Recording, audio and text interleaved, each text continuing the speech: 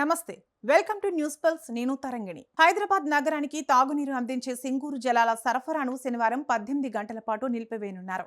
సింగూరు ప్రాజెక్టులో పెద్దపూర్ నుంచి సింగపూర్ వరకు ఉన్న ఫేజ్ 3 మెయిన్ పైప్ లైన్లో లీకేజీలను సరిచేయడానికి అత్యవసర మరమ్మతులు చేపడుతున్నారు. అలాగే టీఎస్ ట్రాన్స్కో ఆధ్వర్యంలో కంది సబ్ స్టేషన్ వద్ద నిర్వహణ పనులు జరుగుతాయి. శనివారం ఉదయం 6 గంటల నుంచి ఆదివారం ఉదయం 4 గంటల వరకు నీటి సరఫరా ఉండదు. ఈ సమయంలో మాదాపూర్, కొండాపూర్, మూసాపేట, బాలానగర్, కేపీహెచ్పీ, మియాపూర్, ప్రగతినగర్, చందానగర్ ప్రాంతాల ప్రజలు నీటిని పొదుపుగా వాడాలని అధికారులు సూచించారు.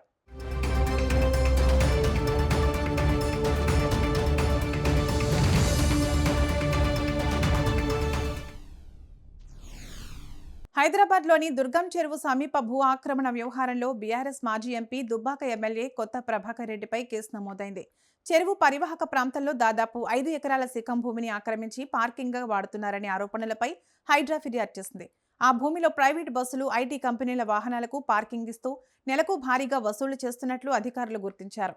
ఈ కేసులో ప్రభాకర్ రెడ్డితో పాటు వెంకటరెడ్డిపై మాదాపూర్ పోలీసులు ఎఫ్ఐఆర్ నమోదు చేశారు.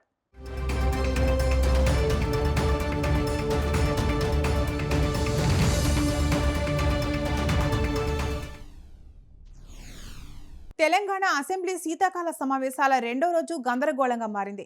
రాష్ట్రంలో యూరియా కొరతపై చర్చించాలని డిమాండ్ చేస్తూ బీఆర్ఎస్ ఎమ్మెల్యేలు సభలో నిరసనకు దిగారు. సభ ప్రారంభమైన వెంటనే ప్లకార్డులు పట్టుకుని నినాదాలు చేశారు. రైతులకు సకాలంలో యూరియా అందడం లేదని ఆరోపించారు. దీనిపై మంత్రి శ్రీధర్బాబు స్పందిస్తూ ప్రశ్నోత్తరాల సమయాన్ని అడ్డుకోవడం సరికాదన్నారు. సమస్యలుంటే నియమావళి ప్రకారం చర్చకు రావాలని సూచించారు.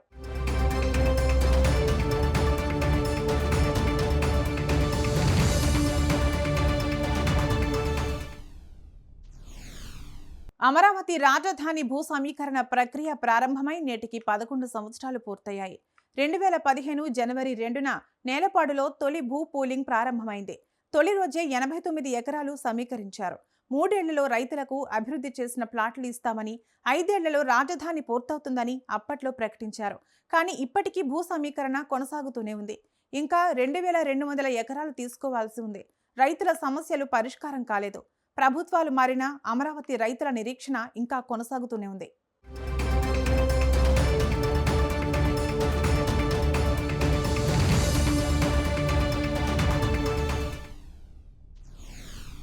జీఎస్టీ సవరణలు అమల్లో ఉన్నప్పటికీ ఆంధ్రప్రదేశ్ డిసెంబర్ నెలలో రికార్డు స్థాయి జీఎస్టీ వసూళ్లు సాధించింది.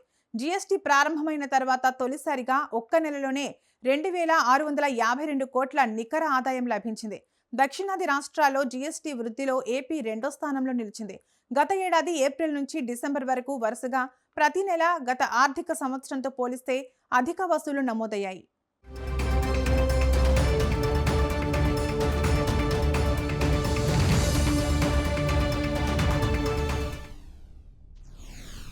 కర్ణాటక బళ్ళారి నగరంలో రాజకీయ ఘర్షణలో 28 ఏళ్ల కాంగ్రెస్ కార్యకర్త రాజశేఖర్ మృతి చెందారు. వాల్మీకి విగ్రహావిష్కరణ కోసం ఏర్పాటు చేయాల్సిన బ్యానర్ను గాలి జనార్దన్ రెడ్డి వర్గం నిరాకరించడంతో సభాగృహం ముందు ఘర్షణ మొదలై రాళ్లదాడి, కాల్పులు చోటు చేసుకున్నాయి. పోలీసులు లాఠీచార్జ్, బాష్పవాయు ఉపయోగించి పరిస్థితిని అదుపులోకి తీసుకున్నారు. ఘర్షణలో ఎవరి తుపాకీ నుంచి బుల్లెట్ వచ్చిందో ఇంకా తెలియాల్సి ఉంది.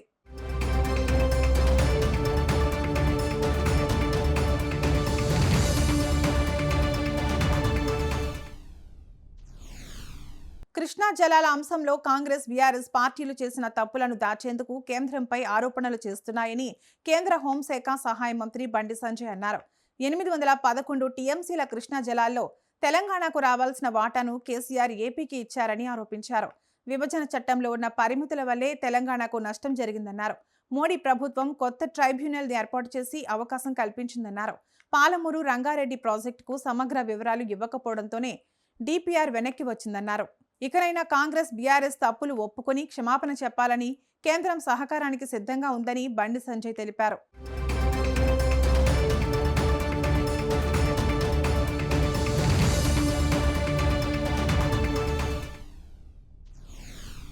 Australia senior batter Usman Khawaja అంతర్జాతీయ క్రికెట్కు రిటైర్మెంట్ ప్రకటించాడు.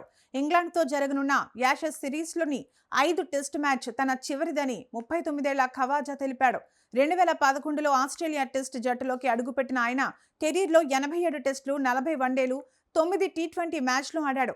మొత్తం 8,001 పరుగులు సాధించగా టెస్టులో 16 శతకాలు నమోదు చేశాడు. ఈ నెల 4న సిడ్నీ వేదికగా జరిగే టెస్టుతో ఖవాజా కెరీర్కు ముగింపు పలకనుంది.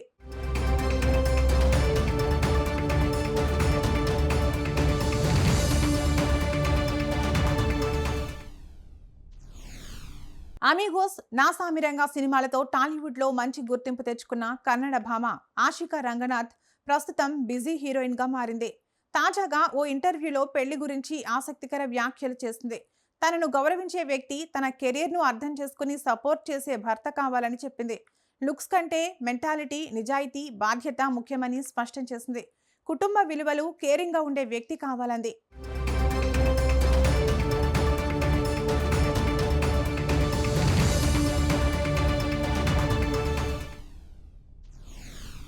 ఉత్తర కొరియా నేత కిమ్ జోంగ్ ఉన్ కుమార్తె కిమ్ జూ ఏ మళ్లీ బహిరంగంగా కనిపించింది. తండ్రి, తల్లి రీ సోల్ జూతో పాటు దేశ మాజీ నేతల స్మారక ప్రాంతం కుమ్సునన్ ను ఆమె సందర్శించింది.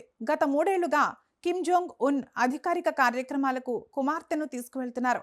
దీంతో భవిష్యత్తులో అధికార బాధ్యతలు ఆమెకే రావచ్చనే సంకేతాలు వస్తున్నాయి. 2022లో ప్రపంచానికి పరిచయమైన జూయే 2023లో మిలిటరీ వేడుకల్లో కూడా కనిపించింది.